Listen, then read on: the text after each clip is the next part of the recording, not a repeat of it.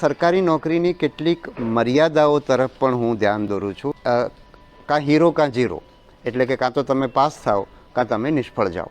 અને પાસ થવાનું ટકાવારી તમે જાણો છો કે 1%, 2%, 3% શક્યતા ઓછી હોય ત્યારે ઘણા વર્ષો તમારા જઈ શકે અને ઘણા વર્ષો પછી પણ તમે સફળ થશો એની ખાતરી નથી.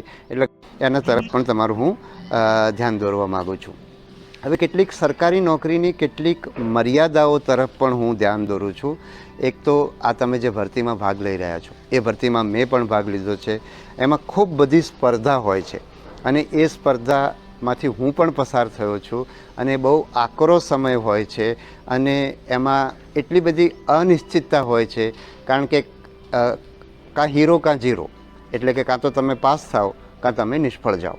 અને પાસ થવાનું ટકાવારી તમે જાણો છો કે 1%, 2%, 3%, કોઈ જગ્યાએ 5% સુધી પાસ થવાની શક્યતા હોય છે, જે શક્યતા બહુ ઓછી કહેવાય.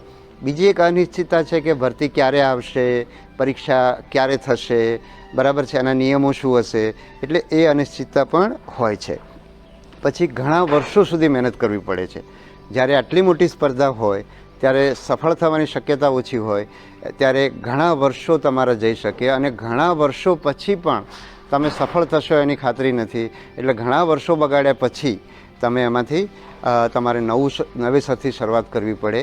તમે બીજી નોકરીઓ માટે નકામા થઈ ગયા હો, માનસિક રીતે તમારા ઉપર એ અસર થઈ હોય અને એટલા માટે એ સંઘર્ષમાંથી પસાર થવું ઘણું અઘરું હોય છે. હું પોતે એમાંથી થયો છું.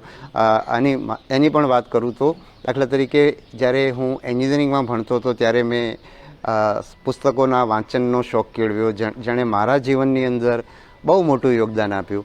અને કોલેજમાં ભણતા ભણતા દર મહિને 1-2 પુસ્તકો વાંચતો. ઘણીવાર એવું થતું કે પરીક્ષાઓ નજીક આવે, વાંચવાનું મૂડ ના હોય ત્યારે એક સરસ મજાની નવલકથા વાંચું અને જીવન ઉપયોગી હોય એવી નવલકથા પણ મને બહુ ફ્રેશ કરી દે અને પછી હું પરીક્ષાની તૈયારીમાં લાગી જાઉં.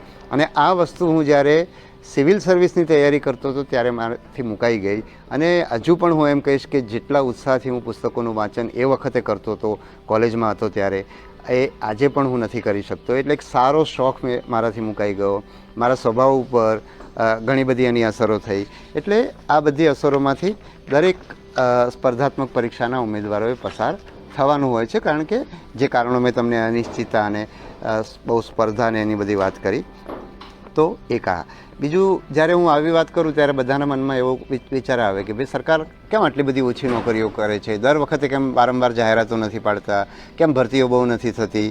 તો એક વસ્તુ એમાં પણ આપણે ધ્યાન રાખવાની જરૂર છે કે સરકારી નોકરીઓ છે એ આપણા ખિસ્સામાંથી અપાતી હોય છે. સરકાર જે કંઈ જાહેરાત આપે છે, જે ભરતીઓ કરે છે, એમાંથી નોકરી તો બહુ ઓછા લોકોને મળે છે, પણ એનો ખર્ચ આપણા બધાના ખિસ્સામાંથી થતો હોય છે. કોઈના મનની અંદર એવો સવાલ આવે કે ભાઈ અમે તો ગરીબ માણસો છીએ. એટલે ખિસ્સામાંથી એટલે કે આપણે ભરેલા કરમાંથી થતો હોય છે. તો કોઈકના મનની અંદર એવો સવાલ આવે કે ભાઈ આપણે તો ગરીબ માણસો છીએ, અમારા ખિસ્સામાંથી ક્યાં કર જવાનું છે? તો દરેક માણસ કર ભરે છે. એક ગરીબ માણસ એસટી બસમાં મુસાફરી કરતો હોય કે છકડામાં બેસતો હોય તો એની અંદર પણ એસટીની અંદર જે ડીઝલ વપરાય છે, એસટી અથવા છકડો જે મટિરિયલમાંથી બન્યો હોય છે, સ્ટીલ કે લોખંડ કે પૈડા હોય કે જે કંઈ હોય, એ બધી જ વસ્તુઓ ઉપર ટેક્સ લાગતો હોય છે. એટલે નાનામાં નાનો માણસ પણ ટેક્સ ભરતો હોય છે. એટલે આપણે એવી માન્યતા નહીં રાખવાની કે સરકારી નોકરીઓ છે એ આપણા ખિસ્સામાંથી નથી આવતી. એટલે અને સરકારનું કામ સરકારી નોકરીઓ ઊભી કરશે ને તો આપણા ખિસ્સા ઉપર એમણે વધારે ને વધારે કર નાખવા પડશે. ખરેખર સરકારનું કામ એવું વાતાવરણ ઊભું કરવાનું કે દેશનો આર્થિક વિકાસ થાય અને એ વિકાસની અંદર ખૂબ બધી નોકરીઓ થાય. દુનિયાભરના જે આજે આપણે વિકસિત દેશો કહીએ છીએ એ દેશોએ પણ આ જ રીતે વિકાસ કર્યો છે કે ઉદ્યોગો માટે એવું વાતાવરણ ઊભું થયું, ખેતી એમની સુધરી, જુદા જુદા ક્ષેત્રો સુધરીઓ નહોતી કે ખાનગી ક્ષેત્રની અંદર નોકરી મળે. એટલે સરકારી નોકરી એ મુખ્ય રોજગારીની તક હતી. જ્યારે આપણે 1991ની અંદર જે ઉદાર આર્થિક નીતિ અપનાવી એ પછી આજે કંપનીઓ ખૂબ બધી વિકાસ કરી રહી છે અને એના કારણે આજે ઘણા બધા લોકોને ખાનગી ક્ષેત્રમાં નોકરી મળી રહી છે. એટલે તમારે પણ એક ખાનગી ક્ષેત્રની નોકરી અંગેનો વિચાર કરવો જોઈએ. હવે જ્યારે મેં તમને સરકારી નોકરીની મર્યાદાઓ વિશે વાત કરી તો એની સાથે સાથે કેટલાક લાભોની પણ હું તમને વાત કરી દઉં. તો એક તો સરકારી નોકરી આપણે બધા જાણીએ છીએ કે એની અંદર બહુ સલામતી હોય છે. બીજું એની અંદર સેવા કરવાનો બહુ મોટો અવકાશ હોય છે. એટલે તમે લોકોના જીવનમાં ફરક પાડી શકો, મદદ કરી શકો અને તમે ખરેખર લોકોને ઉપયોગી થઈ શકો. આ એક બહુ મોટી તક હોય છે. બીજું, સરકારી નોકરીની અંદર બહુ આઝાદી હોય છે, ફ્રીડમ હોય છે. તમે જે કરવા માગો, એક રોડ ઉપર ઊભેલા કોન્સ્ટેબલ પણ એક રસ્તા ઉપર રહેલા સામાન્ય માણસને મદદ કરી શકે. એટલે આપણે એક એવી ગેરમાન્યતા હોય છે કે ભાઈ સરકારમાં તો બધા બહુ બંધનો હોય છે, પણ ખરેખર અમે ખાનગી ક્ષેત્રના લોકોના સંપર્કમાં આવીએ છીએ અને જોઈએ છીએ તો સરકારમાં એક નાનામાં નાનો માણસ પણ પોતે ઈચ્છે તો લોકોને ઉપયોગી થઈ શકે છે. કેટલીક મર્યાદાની અંદર ઓછો પગાર હોય છે. ઘણા બધા લોકો સરકારી નોકરી ભ્રષ્ટાચારમાં એમાં પૈસા કમાવાના એંગલથી આવતા હોય છે. તો મારી દૃષ્ટિએ એવો વિકલ્પ પસંદ નહીં કરવો જોઈએ, કારણ કે એની આપણા મન ઉપર, આપણા આરોગ્ય ઉપર, આપણા પરિવાર ઉપર એની બહુ બધી અસર થતી હોય છે. એટલે જો એ રીતે જો ખરેખર પૈસા કમાવાનો ગોલ હોય તો આઈ થિંક કોર્પોરેટની અંદર પૈસા સારા એવા પ્રમાણમાં છે. તમે જેમ જેમ મહેનત કરશો એમ તમે એમાં ખૂબ આગળ વધી શકો અને સારા એવા પૈસા કમાવી શકો. હા, સરકારી નોકરીની અંદર તમે સેવા કરો, લોકોને મદદ કરો તો લોકો આપણે જે કામ કરીએ છીએ એનાથી વધારે સારો આપણને માનપાન મળતું હોય છે, આપણને પ્રતિષ્ઠા મળતી હોય છે. એવા ઘણા બધા દાખલા છે. બીજું, સરકારી નોકરીમાં આપણે આવતા હોઈએ તો એની શિસ્ત પાળવાની આપણે તૈયારી રાખવી જોઈએ. કેટલાક લોકો સરકારમાં આવીને એવા કામો કરતા હોય છે જેના કારણે એ લોકો પણ બદનામ થતા હોય છે. એ લોકો જુદી જુદી મુશ્કેલીઓમાંથી પસાર થતા હોય છે. સરકાર પણ બદનામ થતી હોય છે. એટલે જ્યારે સરકારી નોકરીમાં આવો ત્યારે એક સરકારનો છાપ સુધરે અથવા તમને શોભે, સરકારના પ્રતિનિધિ તરીકે આપણને શોભે એવા વ્યવહાર કરવાની તૈયારી સાથે સરકારી નોકરીમાં આવવું જોઈએ. પોલીસની નોકરીઓની વાત કરીએ તો એમાં ઘણી બધી કામના કલાકો અનિયમિત હોય છે, કામના કલાકો વધારે હોય છે. તો એના તરફ પણ આપણને ખબર હોવી જોઈએ. આપણે કયો નિર્ણય કરવો એ મારા જેવા કહેનારના આધારે નહીં, આપણે બધાનું સાંભળવાનું અને પોતાનો નિર્ણય કરવાનો. પણ નિર્ણય કરતી વખતે આપણી પાસે પૂરેપૂરી માહિતી હોય એ આપણા માટે જરૂરી છે. એટલે ઘણી બધી વસ્તુઓ, જુદા જુદા પાસા, જુદા જુદા દૃષ્ટિકોણ મેં તમારી સામે મૂક્યા.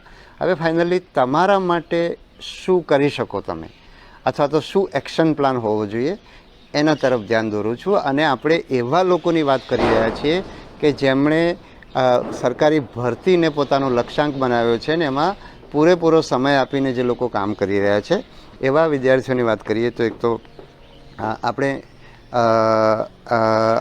હા, એક એક્શન પ્લાનની અંદર આપણે વાત કરીએ તો આવા લક્ષ્યાંકને લઈને બેઠેલા લોકો સાથેની વાત કરવાની સાથે સાથે હું પહેલાં એ વાત કરીશ કે જે લોકો અત્યારે ભણી રહ્યા છે, અથવા તો એમાં એક તો સારું ભણવું, બરાબર છે. મેં આગળ વાત કરી કે તમે સારું ના ભણ્યા હો એટલે તમને એમ થાય કે હવે આપણી પાસે ખાનગી ક્ષેત્રની કોઈ નોકરી નથી, તો આપણે ભરતીની અંદર લાગી જઈએ અને એમાં ઘણા બધા વર્ષો લોકોના બગડતા હોય છે. કારણ કે તમે પહેલાં ભણવામાં ધ્યાન ના આપ્યું હોય તો હવે તમે આમાં પણ તમને મુશ્કેલી પડે. એટલે એક તો સંતાનો સારું ભણે એ માટે મા બાપ પ્રયત્ન કરે, શિક્ષકો પ્રયત્ન કરે અને વિદ્યાર્થીઓ પોતે પ્રયત્ન કરે. જ્યારે તમે ભણો છો ત્યારે તમારે પ્રોફેશનલ કોર્સ કરવાના. એન્જિનિયરિંગ છે, મેડિકલ છે, પેરામેડિકલ છે, ચાર્ટર્ડ એકાઉન્ટન્ટ છે, MBA છે કે જેની અંદર નોકરી છે. એટલે થોડુંક કારકિર્દીનું માર્ગદર્શન મેળવવાનું અને એ રીતે આપણે કારકિર્દીનું માર્ગદર્શન તો આપણે ઘણું બધું વાંચન, આજે તો છાપાની અંદર પણ આવતું હોય છે, યુટ્યુબ ચેનલ છે, બીજા લોકો આપણા કુટુંબની અંદર, આપણા સમાજની અંદર, આપણા ગામની અંદર જે લોકો સારી પ્રગતિ કરી ચૂક્યા છે એવા લોકોને આપણે મળીને આપણું માર્ગદર્શન લેવાનું. તો બીજું એ હું શિક્ષકો અને સ્વૈચ્છિક સંસ્થાને પણ કહીશ કે ખાસ કરીને જે ગરીબ લોકો છે, ગરીબ વિદ્યાર્થીઓ છે, એમને પૂરેપૂરું માર્ગદર્શન નથી મળતું. એના કારણે ભણવાની અંદર પણ પાછળ રહેતા હોય છે અને એ લોકો એવું ભણતા હોય છે કે જેના કારણે ભવિષ્યમાં એમને પૂરતી રોજગારીની તક મળતી નથી. એવા લોકો પછી ભરતીની અંદર આવતા હોય છે ને પછી ખૂબ હેરાન થતા હોય છે. એટલે એમને પૂરેપૂરું માર્ગદર્શન મળે એવો પ્રયત્ન કરવાનો. બીજું, આવી જગ્યાએ કે જે લોકો બરાબર ભણ્યા નથી એમના માટે પણ હું કહીશ કે એ કારકિર્દીનું માર્ગદર્શન લઈને એક પોતે એવી પણ કારકિર્દી પસંદ કરી શકે કે ભાઈ હું એન્જિનિયરિંગ ભણ્યો નથી, હું MBA નથી થયો, તો આપણે જુદી જુદી જગ્યાએ ક્યાં કેવી નોકરી મળે છે એના માટે હવે આપણે કયો નાનો મોટો કોર્સ કરી શકીએ, એ કોર્સ કરીને આપણે નાની મોટી નોકરી શરૂ કરી દઈએ. અને એ નોકરી શરૂ કર્યા પછી જો તમે ભરતીની તૈયારી કરતા હશો તો તમે વધારે આત્મવિશ્વાસથી ભરતીની તૈયારી કરી શકશો. અને તમે ભરતીમાં તમારા વર્ષો લાગી જાય અથવા તો વર્ષો લાગી જવાના અંતે તમે તૈયારીમાં સફળ ના થાવ તો તમે જે નોકરી કરો છો એની અંદર ધીરે ધીરે તમે પ્રગતિ કરી હશે, ઘણું બધું શીખ્યા હશો અને તમારે નવેસરથી શરૂઆત કરવાની જરૂર નહીં પડે. એટલે તમે આ તબક્કે પણ એવા નાના નાના કોર્સીસ છે જેનો તમે લાભ લઈને તમે તમારી કારકિર્દી બનાવી શકો. હવે છેલ્લી વાત એના માટે છે કે જે લોકો નક્કી જ કર્યું છે કે મારે આ તૈયારી કરવી જ છે, મારે બીજું કંઈ જ નથી કરવું, ખાનગી ક્ષેત્રમાં નથી જવું, મારે સરકારી જ નોકરી કરવી છે અને હું જેવી મહેનત કરવી પડશે, જેટલી મહેનત કરવી પડશે, જે ભોગ આપવો પડશે એ બધું આપીને પણ હું તૈયારી કરીશ, એવા લોકો માટેની વાત કરીએ તો એમણે એમનું લક્ષ્ય નક્કી કરવું જોઈએ. લક્ષ્ય એટલે કે એમણે GPSC વર્ગ 1-2ની પરીક્ષામાં સફળ થવું છે, UPSC આપવી છે, PSIની પરીક્ષા આપીને સફળ થવું છે, લોકરક્ષકમાં જવું છે. તો એક લક્ષ્ય નક્કી કરવું જોઈએ, એના વિશે પૂરેપૂરું જાણી લેવું જોઈએ. કે દાખલા તરીકે મારી પોતાની વાત કરું કે હું IASની પરીક્ષા આપતો હતો. મેં 1-2 કલેક્ટરોને મારા બનાસકાંઠા જિલ્લામાં જોયેલા અને મને એમ થયું કે મારે IAS થવું છે ને IAS થવાથી બહુ બધો ફરક પડે. તો એક દિવસ હું વડોદરા કલેક્ટરની ઓફિસેથી કોઈ કારણસર મારે જવાનું થયું. તો એની અંદર મેં એવું જોયું કે કલેક્ટર એન્ડ ડિસ્ટ્રિક્ટ મેજિસ્ટ્રેટ. તો આ ડિસ્ટ્રિક્ટ મેજિસ્ટ્રેટ શબ્દોની મને ખબર નહોતી. એટલે હું પણ વાત કરું કે મેં પણ IAS પરીક્ષા બહુ સારી છે અને એના આધારે મેં પરીક્ષા આપેલી. હા, નો ડાઉટ કે વર્ષોથી, આજથી 100-125 વર્ષથી કે 150 વર્ષથી આ પરીક્ષા આ દેશની બહુ પોપ્યુલર પરીક્ષા હતી અને આજે પણ છે. એટલે મારી એ પસંદગી ખોટી ના પડી, પણ તમારી પસંદગી ખોટી પડી શકે. એટલે તમે જ્યાંમાં જવા માગો છો એમાં કયા પ્રકારનો પગાર છે, કયા પ્રકારનું કામ કરવું પડે છે, કયા પ્રકારનો ભોગ આપવો પડે છે, કઈ સગવડો મળે છે, તો એ બધાની પણ તમારી પાસે માહિતી હોવી જોઈએ. તો એક માહિતી લઈને નિર્ણય કરો અને નિર્ણય કર્યા પછી એક નિશ્ચિત સમય મર્યાદા. હું એવા લોકોને જોઉં છું કે જે 5 વર્ષ 7 વર્ષ થઈ ગયા, મા બાપે કહ્યું હોય કે દીકરા તું, મા બાપને પણ એવું હોય કે મારો છોકરો સફળ થાય અને સરકારમાં મોટો અધિકારી થાય. કુટુંબમાં કોઈએ, મારા કુટુંબની જેમ જ કુટુંબમાં કોઈએ સરકારી નોકરી ના કરી હોય તો એમના માટે બહુ મોટી વાત હોય. અને મા બાપ પૈસા આપતા રહે, કોચિંગ ક્લાસમાં પૈસા ભરતા રહો અને તમે સફળ ના થાઓ. તો સફળ આવા લોકો કે જેમને વર્ષો નીકળી રહ્યા છે, સફળતાની નજીક પણ નથી આવતા, નાનામાં નાની પરીક્ષામાં પણ સફળ નથી થતા. તમે જે લક્ષ્ય રાખ્યું છે એ પરીક્ષા કરતાં સાવ નાની હોય એવી પરીક્ષા, દાખલા તરીકે GPSC વર્ગ 1-2 માટેની તૈયારી કરતા હો અને તમે જુનિયર ક્લાર્કની પરીક્ષા કે તલાટી જેવી પરીક્ષામાં તમે પાસ ના થાવ, તો તમારી પરીક્ષાની તૈયારી કરવાની જે પદ્ધતિ છે એ પદ્ધતિમાં ખામી છે, તમારી આવડતમાં ખામી છે, બરાબર. તો એને તમારે રીએક્ઝામિન કરવી પડે અને એને રીએક્ઝામિન કરી એટલે કે નવેસરથી એની ચકાસણી કરો કે હું બરાબર જઈ રહ્યો છું, મારા જે મિત્રો સફળ થઈ રહ્યા છે કયા આધારે સફળ થઈ રહ્યા છે, મારી અંદર શું ખામી છે. અને તમે જાતે નિર્ણય ના કરી શકો તો તમારા બીજા મિત્રોને પૂછો કે હું આ રીતે તૈયારી કરું છું, મારી આ પદ્ધતિ બરાબર છે કે કેમ. ઘણીવાર જે લોકો નિષ્ફળ થાય છે એ લોકો બદલાવ લાવવા તૈયાર નથી હોતા. એટલે અને ઘણીવાર લોકોને ખબર નથી પડતી, ઘણીવાર ખબર પડે તો પણ પોતાની પકડેલી વાત છોડવા નથી માગતા. જીવનમાં એ લોકો સફળ થાય છે કે જે પરિસ્થિતિ સાથે અનુકૂળ થાય, પરિસ્થિતિ મુજબ બદલાય. ઘણા લોકો એવા હોય છે કે જે પરીક્ષાની અંદર વાંધો કાઢે કે ભાઈ આ ભરતીમાં આમ છે ને આ ભરતીમાં આમ છે ને આ તો આમ ના હોવું જોઈએ ને આવો અભ્યાસક્રમ ના હોવો જોઈએ ને આમાંથી ના પૂછાવું જોઈએ ને આવું પેપર ના હોવું જોઈએ ને. આવી જે ફરિયાદો કરનારા લોકો છે એમની સફળ થવાની શક્યતા ઓછી છે. એટલે તમે એ પણ શોધી લો કે તમે એવી ટ્રેપમાં તો ફસાયેલા નથી ને કે હું કરું છું એ જ બરાબર છે, આ વખતે તો આ પરીક્ષામાં આવી ખામી રહી એના કારણે હું પાસ ન થયો, બાકી મારી તૈયારી બરાબર હતી. હું મારી પોતાની વાત એક કરું કે 12મા ધોરણની મારે ડૉક્ટર થવું હતું અને 12મા ધોરણની અંદર મેં ફિઝિક્સની અંદર, મેં આ પહેલાં પણ કહ્યું છે છતાં ફરી કહી રહ્યો છું કારણ કે આ સંદર્ભમાં તમને એ વસ્તુ સમજાય કે ભૌતિકશાસ્ત્રનો જે વિષય હતો એની અંદર વર્ષોથી એવું હતું કે પાઠ 1ના બદલામાં, પાઠ 1ના વિકલ્પમાં પાઠ 2 પૂછાય. એટલે હું પાઠ 1 કરું તો મારે પાઠ 2 ના કરું તો ચાલે.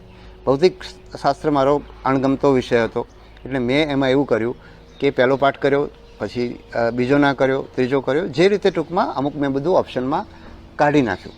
અને મારી જે પ્રિલિમ પરીક્ષા હતી એની અંદર એ આટલા વર્ષોથી જે રીત હતી એનાથી જુદું થયું. એટલે કે પહેલાંના વિકલ્પમાં બીજો પાઠ આવતો તો એ આવવાનું બંધ થયું. એવું ના થયું, એ પરીક્ષામાં ના પૂછાયું. પણ હું જાગ્યો નહીં, મેં માની લીધું, મેં ફરિયાદ કરી.